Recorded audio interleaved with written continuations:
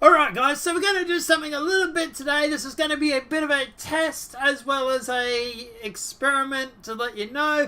Obviously we are making jumps in the programming. We are going to be doing a live show later in the year.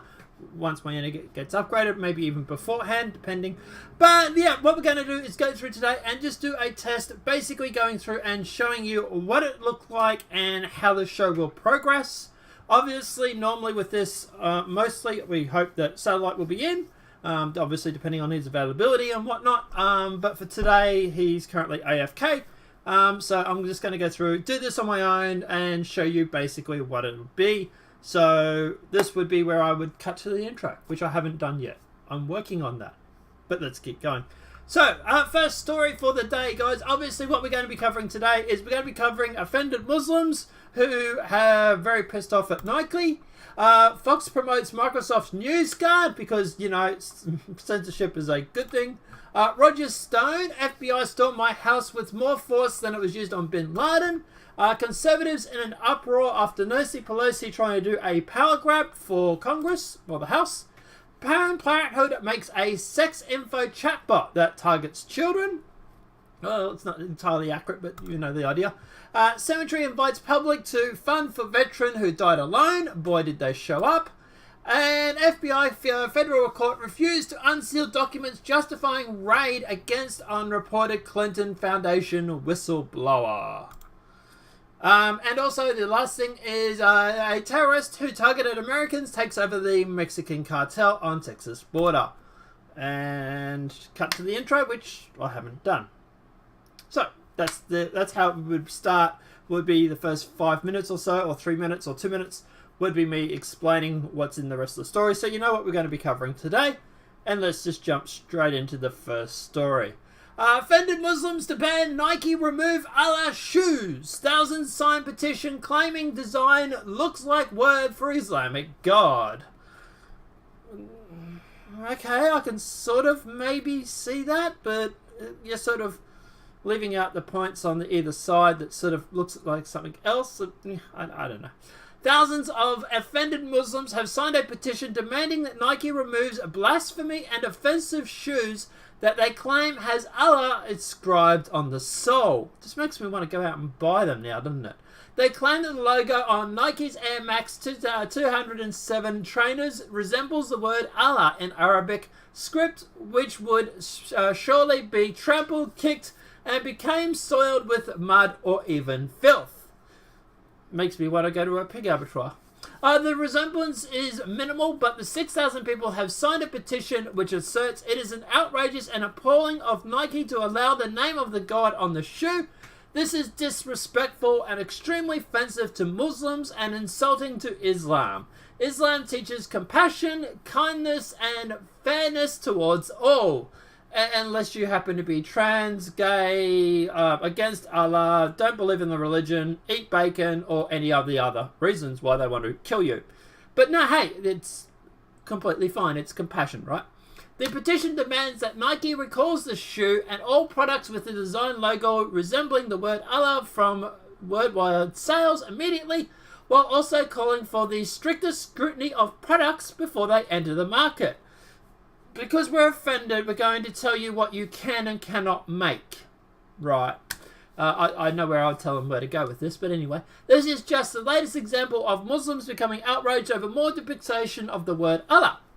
Last year in Sweden, fashion giant H&M was forced to recall a range of socks after Muslim customers claimed a pattern on them resembled the word Allah, despite the fact that the image was just a Lego man holding a jackhammer. Oh, yeah, that resemblance there. Back in 1997, Nike was forced to apologize and recall a special range of basketball shoe after Muslims claimed the flame design looked like the word Allah. It's like people seeing a horse with like a fake horn stuck to its head and saying it's a unicorn, isn't it? The sportswear giant also agreed to donate $50,000 in an act of capitulation to an Islamic elementary school in the United States, which is probably what their goal was the whole time. Okay, so look, at the end of the day, what's my view on this? What's my takeaway? Look, at the end of the day, I don't really give two shits if a Muslim is offended. over some pattern that happens to resemble the similar. Look, yeah, like I said, if you want to go through and claim that this is Allah, right? There's one problem. There's an X in front of it. There's looks like a V or something after it. And Allah clearly has these dots and these little squiggly little things in there. And it's not on the pattern. Okay? So, yeah, to me, this maybe looks like an X because it's Roman numerals. And I would say this is probably more to do with something like that, to be honest, rather than it is to be with Allah.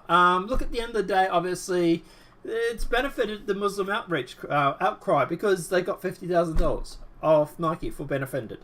So, yeah, at the end of the day, I don't want to say it's a cash grab, but, you know, there's money in being offended, I suppose, in there. I don't know, guys. Let me know what your thoughts are in the comment section below. What are your thoughts on this? Do you think that Nike should have capitulated? Do you think Nike should have given them the $50,000? Or do you think at the end of the day, this is Nike should have stood their ground and said, no, F off. This is you're literally seeing horses and calling them unicorns. I'm not interested. Let me know what your thoughts are in that comment section. But apart from that, let's jump on to the next story. So, Fox News promotes Microsoft's NewsGuard blacklist as a good idea. I've had this discussion so many times with people these days. NewsGuard is Llewellyn. It is extremely Llewellyn. And if Fox News thinks it's not going to be used to censor them, they need to go and check their NewsGuard rating. Look, at the end of the day, obviously, anybody who tells you what you should or should not be watching for news is Llewellyn. It is authoritarian. It is leading up to, you know, the authoritarian state. I would much rather people go through and make up their own mind. Okay? If someone is too silly, too stupid, or whatever it may be to believe mainstream media, then expose them to better ideas, I suppose. Look, at the end of the day, I really don't think that we should be telling people what we should or should not be watching. And I'm really against that. And to me, this reeks of mainstream media trying to do a power grab because they're trying to shut down alternative media. That they're finding out that they can't really do it because obviously things like, for example, people just go and make up their own websites. They go through and make up their own. Like InfoWars still has their own website up and running as the first article. You know, at the end of the day, they can't shut down the signal that way. They can't. It doesn't matter if you ban YouTube channels or Twitch or Periscope or whatever it may be. There will always be other options for people that you do not want to have public opinion on. So to me, this is plan B. If we can't shut down, for example, InfoWars, using those as an example, if we can't shut them down by shutting them offline, like for example YouTube and stuff, we will go through and we'll incorporate these programs that will actually go through and monitor what people use for news, and will guide them into letting them know if this website is trustworthy or not. And at the end of the day, like for example, Microsoft Edge has gone through, and I put NewsGuard in there, where they've literally gone through and said, no, whether or you want it or not, we're going to put this program into our program. So now if you update to the new version of Microsoft Edge, which is kind of funny because people don't want to upgrade it because of the same reason, you now have this NewsGuard program automatically installed. And to me, this is a way of basically shutting down alternative media. And that's all it is. Is people turning around saying, look, at the end of the day, don't trust this website. It's not verified, when alternative media tends to be more accurate than mainstream media does. But it's a way of them protecting themselves. And Fox News, whether you like it or not, is a part of the establishment. They are going to benefit from shutting down alternative media. Okay? We are a threat to Fox News still. It's just that we're a bigger threat to CNN, MSNBC, and whatnot. But let's keep going. On Friday, Fox and Friends, Koshan, I'm getting his name wrong, gushed over Microsoft's new blacklist as fair and a good idea. Of course he did. He works for mainstream media. Kershaw said, "This is a filter, so Microsoft has decided in their latest mobile browser called Edge that they're going to make this a part of the browser that it can just simply see a badge. What does it come in? What it does is it comes in red if it's unreliable, and it comes in green if it's reliable or trustworthy sources." The browser add-on is from NewsGuard Tech and its former journalists that run it. There are actually human beings behind it. It's actually a good idea. When I look pretty close at it, it's pretty fair. Really? You think it's fair? Okay, that's interesting. They've given some criticism to the left and the right, pretty right down the middle, and they're calling it like it is. Yes, they have gone through and they are criticizing the both left and right. What they're doing is they're criticizing the both left and right alternative media. For example, NewsGuard claims that WikiLeaks, for example, is not trusted. WikiLeaks, who has not yet once had to recant any of their stories. WikiLeaks, who has had 100% batting rate at the moment, up until this to make of this video, has a not trusted for news. Just let that sink in before, yeah. But anyway, so yeah, as for this, I don't think this is a left-right partisan thing. I think this is a alternative media and old guard media thing. But let's keep going. Kershaw's only concern is if Silicon Valley is if Facebook grabs control of NewsGuard, but as is with establishment types running the blacklist, he thinks it's pretty freaking awesome. Of course, it's establishment media. Well, of course, the backstabbers at Fox News love this blacklist. Why wouldn't they? 1, Fox News is not blacklisted, and 2, Fox News competition at Breitbart News and other right-leaning sites are blacklisted, which is my point. This is not against left or right. This is against mainstream media and alternative. Breitbart News is alternative. Drudge Report is alternative. WikiLeaks is alternative. These NewsGuard sort of programs, it's not a left and right partisan thing. It's a alternative media versus old guard. But anyway. And so what we've learned from Fox News is perfectly example of I've got mine, or I've got applause the alligator hoping it eats me last. Question, what is Fox News going to do with Microsoft and NewsGuard as Fox News to the blacklist? They won't, because it's establishment media. Seriously, what is Fox going to do now that it's on record gushing over how fair and down the middle NewsGuard is? In brief, what is Fox News going to say for itself when Fox is blacklisted just in time for the 2020 presidential election, which is probably what's going to happen? I disagree with that. I would say that they're not going to go after Fox News. They are more after alternative media. So anybody that's mainstream media will be fine with this NewsGuard program. I don't think they're going to go after Fox News. I think this is more of a, like I've said before, and I'll keep saying it again, alternative media versus old guard media. Fox News has no principles, of course not, their establishment. This is a news outlet that will rule against Silicon Valley when Silicon Valley harms Fox News. Of course, it's in their best interest. But if Microsoft, which I believe is a part of Silicon Valley launches a blacklisting tool and Fox News is not blacklisted, well then, hell yeah, that thing is awesome, and it hurts our competition and might see more advertisers our way. And since we have no principles, we love this thing. Huss, and you should. And you should. And so should you, sorry. Fox News is also misleading its viewers into believing Microsoft's NewsGuard is fair and straight down the middle, because as Breitbart News reported, NewsGuard is blacklisting the Breitbart News only from the sins of reporting the stories an establishment does not want reported, which is my argument. In this lengthy critique of Breitbart News, NewsGuard did not list one story, nor one that Breitbart got wrong. All the blacklisters do is whine about our opinion pieces, which are clearly marked opinion, and opinion pieces are pretty much what everybody in news does anyway. A crybaby over the accurate reporting of things NewsGuard does not want the public to know is all it's laid out right here. Meanwhile, while NewsGuard is blacklisting Breitbart News from telling the truth, its very same NewsGuard is making a credible, proven hoaxes and news so fake that they've been retracted.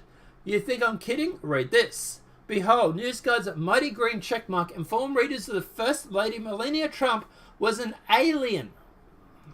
Illegal alien, sorry. And the Russians hacked the Voldemort election grid What? The Russians hacked Voldemort's electric grid and so on and so forth. Okay. Russian operation hacked sorry, not Voldemort, sorry, Vermont utility.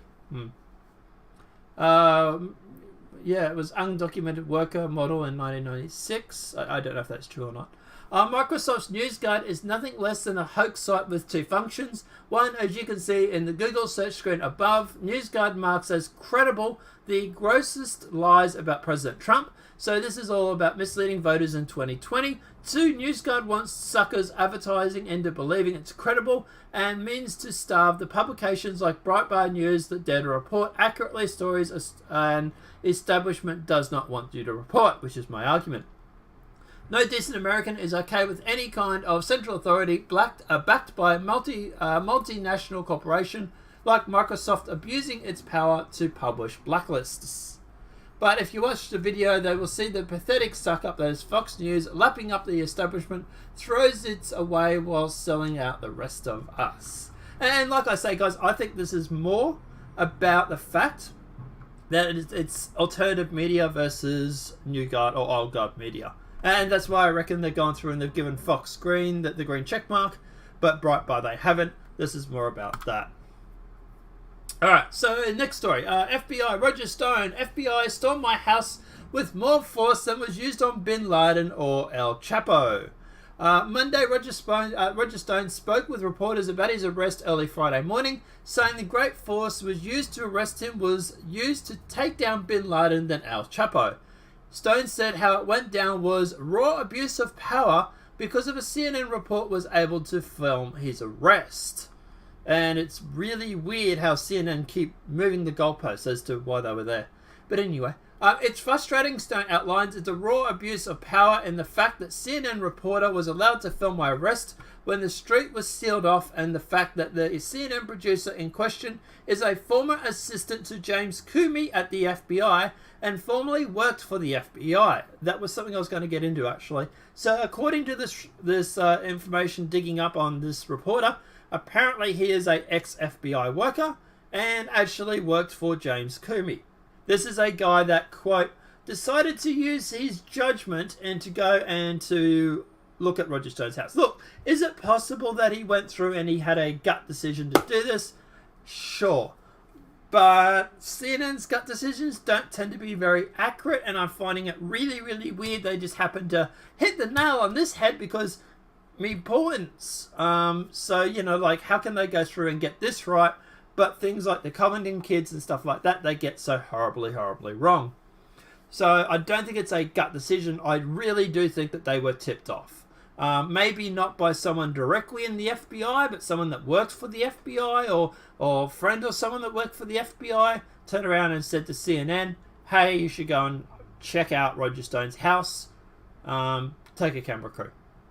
Stone's remarks echo what former New Jersey Governor Chris Christie said Monday on CBS This Morning, in which he accused the FBI of trying to intimidate Stone with their over-the-top arrest tactics. And I think this whole FBI arresting Stone is merely a way of them going through and trying to turn him against Trump. I reckon they're hoping that Stone has something against Trump, and they want him to play ball. So at the end of the day, they drum up all these charges, and then they offer to drop them or get rid of them if he was to cooperate. It's funny because I've also heard people are saying things like, for example, with Mueller has actually asked people to lie. So that is interesting as well. I think it was Corsi that said that the FBI tried to get him to lie about something, and he wouldn't do it. That was going to be against Trump. So, yeah, it really does make you wonder, doesn't it? It makes you wonder how far off the rails this FBI investigation really, really is. All right, Conservatives unite against the HR1 ultimate fantasy of the left. So this is a little bit concerning. Washington, D.C., over 150 conservatives backed conservative leaders nationwide released a memo for the movement of the Conservative Action Project on Monday, declaring that they opposed to the Democrats' kicked-off legislation HR1, which would profoundly shift elections towards liberal candidates and open the door to rampant voter fraud. Speaker of Nancy Pelosi's bill, the ultimate fantasy of the left. Conservatives are united in opposing HR1, the attempt by the House Democrats to fundamentally undermine the American electoral system, the memo begins. It explains several key features of Pelosi's inaugural legislation, outlining how it is designed to ensure that the Liberal Democrats win the White House in 2020 and the left gains unified control of Congress, as well as takes over state governments. It seems like the left want to use dirty tactics to try and win an election when they can't win them literally. They can't win them. I'm trying to think of the word. But anyway, Democrats' bill violates the First Amendment. It restricts political speech and electoral activities in several ways that the U.S. Supreme Court has made crystal clear violates the Constitution, such as groups pooling resources to take out ads on the issue of those groups advocate. So, for example, judging from what I've read there, it's like, for example, you could get Planned Parenthood and Media Matters and Soros, other funded investors to go through and actually run ads as a group. That would be kind of bad, yeah. Pelosi's legislation is a massive federal power grab from the states. The Constitution gives primary authority to the sovereign states to conduct elections. This bill empowers the federal government to micromanage elections by requiring states get pre-clearance from Washington, D.C. before changing their electoral procedure.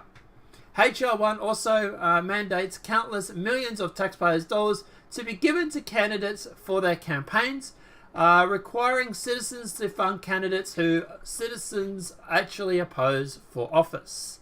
The memo highlights several other features of the bill, including forces all states to allow all convicted felons to vote. Oof. Yeah, I wonder who they would vote for. Requires all states to allow same-day voter registration, which leads to voter fraud. Makes it difficult for a state to discover if a voter is also voting in another state. Prevents states from limiting early voting. Prevents states from limiting voter by mail, because, anybody can sign a bit of paper. Requires all states to provide free mail-in absentee ballots. Criminalizes political speech that the government deems discouraging to voters who are strategically more likely to vote Democrat. Takes redistracting away from the electoral leaders and gives it to left-leaning commissions. Many of these items are strategically more likely to increase Democrat and Liberal voters over Republican and Conservative votes. For example, most felons vote for Democrat, which is what I've already said, and people who do not register to vote until the last minute lean left as well. Other increasing the odds of voter fraud and intimidation. The most secure method of voting is in a government building on election day. Early voting or voting by mail automatically registering people to vote when they get driver's license and allowing a person to register for the first time on election day are each more susceptible to fundamental votes for voter fraud to be intimidated regarding who they should vote for. Moreover, electioneers message that they are saying to discouraging voting of typical conservative messages that various left-wing minority votes groups attack as voter suppression. Making such messages a federal crime creates the possibility of conservative groups being prosecuted by the US government, chilling their willingness to participate in an election at all. The constellation of the 154 national conservative stars signed the memo to the movement include, and there's a whole list of people, I'm not going to read that out. So look, at the end of the day, this does sound like it could be a bad thing. Obviously, like for example, forces all states to allow convicted felons to vote is very bad, especially for the Republicans. Same-day registration, which leads to voter fraud. I can see that definitely. So yeah, there is a few things in this that I would be concerned about. But yeah, I would say that at the end of the day, this is something that really would obviously help the Democrats. Basically allows them to try and steal the elections, which, let's face it, they can't win them legitimately, which is the word I was thinking of. So let's try dirty tactics, I suppose. But yeah, I don't know. Yeah, to me this would be a bit of a threat. Planned Parenthood sex info chatbot targets children. So Planned Parenthood announced Thursday launch of a sexual health chatbot that it hopes will bring the abortion providers' version of sex education to its target audience, children and teens. I want to go and check out this sex bot later. I want to ask it things like how many genders there are and stuff like that, because I have a sneaking suspicion that might be a problematic answer. Planned Parenthood is thrilled to announce the launch of Roo, a sexual health chatbot. Planned Parenthood said in a press statement, the first tool of its kind, Roo is designed to help young people visiting PlannedParenthood.org get personalized information instantly, 24 hours a day, 7 days a week. So, Marina Colleen, I'm getting that name wrong, former HIV and sex ed educator for Planned Parenthood, told Breitbart News that this is launching of Roo. Planned Parenthood is harnessing the power of the digital world to purposely circumvent parents and steer children towards deceptive and harmful practices. I doubt she said that, but anyway. Or maybe she did. I don't know. Maybe she's speaking out against it. I don't know. They are delivering a service straight to the hands to their target market, hoping that make lifelong customers and will eventually spend not a significant amount of money with Planned Parenthood for everything from pregnancy and STD tests to abortions, sometimes multiple ones, Kleiner asserted. In fact, Planned Parenthood said Roo, which was developed in partnership with Work & Co., is designed for 13 to 17-year-old kids. But can be used by children of any age. Texting and instant message are the most common reasons young people are on their phone, so chatbot is an ideal tool when it comes to developing fast, personalized information, says the organization. Children and teens can get immediate information about sex by simply texting Roo at a phone number around the clock. Since the chatbot is powered by artificial intelligence, the more it is used, the more it learns about what children want to know about sex and can provide them even specific information. 4chan, eat your heart out, because the last time someone put up a chatbot, it went so bloody well. Ad-age offended perspectives on the political motivation behind the bot. So initiatives like this one are meant to help Planned Parenthood give information on how to reach audiences like teenagers who don't receive sex education or are receiving abstinence-only education. In recent years, Planned Parenthood has been on the offensive about the broadness of research they provide, as conservative, lawmaker, and anti-abortion groups have sought to defund the organization. At Planned Parenthood, we want to make it easy as possible to get everyone in the education and healthcare as they need. They need it no matter what the method of communication works best for them, said Dr. Lena Wynn, president of Planned Parenthood, in a statement. It is important that our youth receive reliable answers that they can trust. To develop Roo & Co., we used a data gathering from teens at MESA, or the Maths Engineering Science Academy High School and Chartered School in Burswick, Brooklyn, New York. It's not too much more. In September, a new California law required charter schools to teach comprehensive sex education, or CSE, which assumes that most children will be sexually active thanks to the lobbying efforts of Planned Parenthood and the UCLA.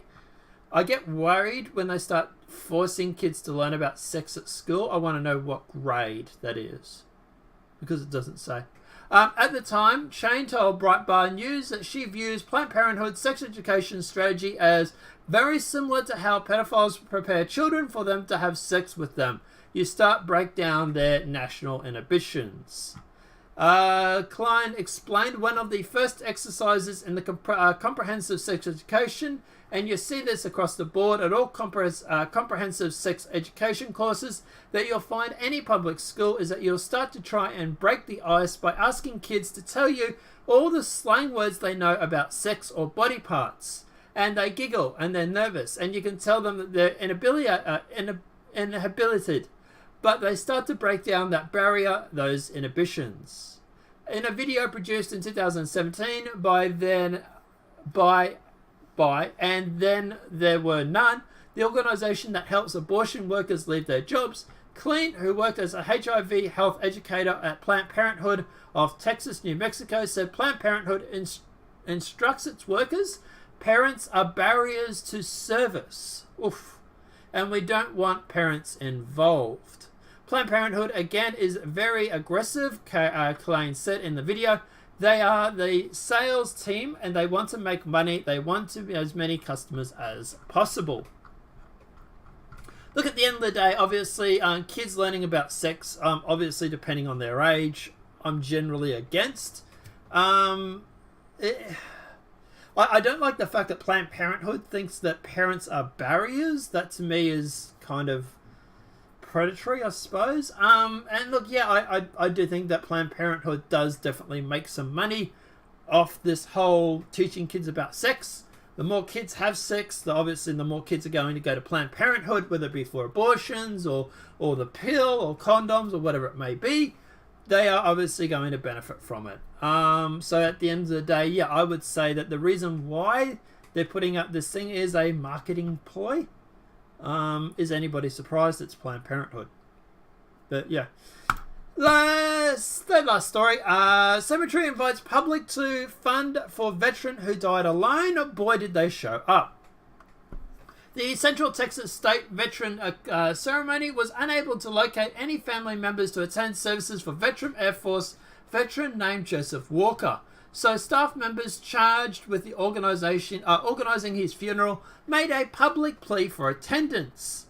We do not leave veterans behind, they said. Local reports helped raise awareness and quickly caught the attention of some national known figures as well. All of them had simple goal: don't let this veteran be buried alone. So Janet Shamilin, I'm getting that name wrong. Jake Tapper, which is quite interesting. Mark Kelly. Go away. Texas did not disappoint. Pictures poured in on Monday from people who attended Walker's funeral, showing lines of cars crossing and crowds waiting to pay their respects to a hero. Holy dooly. That is a long line. Does it go all the way up there, or is that something else? Anyway. Line of cars stretching for miles to attend the funeral. Holy dooly. That's pretty cool. Walker, who served in the Air Force from 1964 to 1968, including service in Vietnam, was buried with full military honors on Monday. By all accounts, his service was very well attended. And it's kind of cool. Obviously, you know, it's a feel-good story. I like the fact that everybody turned up. I didn't actually hear about it beforehand.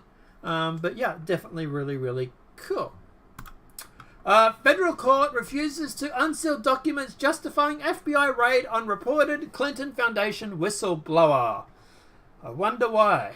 A federal court refused to unseal government documents that permitted the FBI to raid the home of reported recognized whistleblower who, according to his lawyer, delivered documents pertaining to the Clinton Foundation and Uranium One to presidentially appointed watchdog.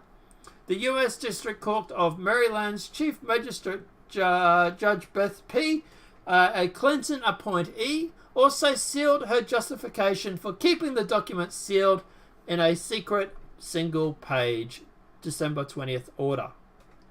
On November 15th, Federal Magistrate Judge Stephen Geller authorized the raid on Dennis Kahn's Union Bridge, Maryland home. She sealed the government documents justifying it. So that was the same one that was... No, okay, someone else. The Daily Caller News Foundation asked Geller on November 29th to unseal the documents, noting that Khan's attorney has said his client, a former employee of the FBI contractor, is a recognized whistleblower. The documents should be released in light of an urgent public interest surrounding the case, the DCNF wrote. Attorneys and experts who defended government whistleblowers told the DCNF the court should disclose whether prosecutors told Geller that Khan was a protected whistleblower under the Intelligence Community Whistleblower Protection Act. Khan enjoyed his whistleblower status as early as last summer when he handed over documents to the Department of Justice Inspector General Michael Hosowitz. According to Khan's lawyer, Michael Skoras, Hosowitz instructed a top aide to personally hand-deliver the documents to the House and Senate Intelligence Committee, the attorney said.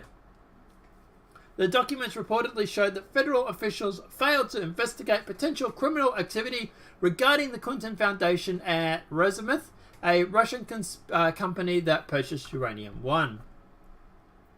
How much more is this? Ugh. Yeah. I'm not going to go through the rest. Obviously, guys, the details will be in the story below. Look, as for this, I would say that they've gone through and actually done this. They've raided his house because they, quote, feared he might have had more documents. I also think they raided his house because he was a whistleblower and he's screwed over Hillary Clinton. But anyway. And the last story for the day, because I'm getting very dry sore throat. A verified and convicted terrorist who attacked the US consulate with grenade and automatic rifles has taken over the ruthless Los Zetas cartel, a group headquartered at the Texas border in Nevada metropolitan border area. Nevada Laredo Templars sits immediately across the border from Laredo, Texas, and is the only urban location along the entire US-Mexico border that does not have any fencing or constructed security barrier of any kind. I wonder why a Mexican cartel is taking over this place. Drugs in the USA, anybody? The convicted terrorist Hector Laurel Luna. Luna is known as El Torre and was convicted in convicted in the 2008 terror attack to the U.S. consulate in Monterrey, Mexico. He was released from prison due to his bribes paid by the cartel Jose New Generation, or the CYNG, and has now taken over the dominant fraction of Los Cartel Duraznos C&D to open up the lucrative and unsecure border corridor into Texas. Look, at the end of the day, obviously, to me, the reason why he's doing this is obviously drug-related.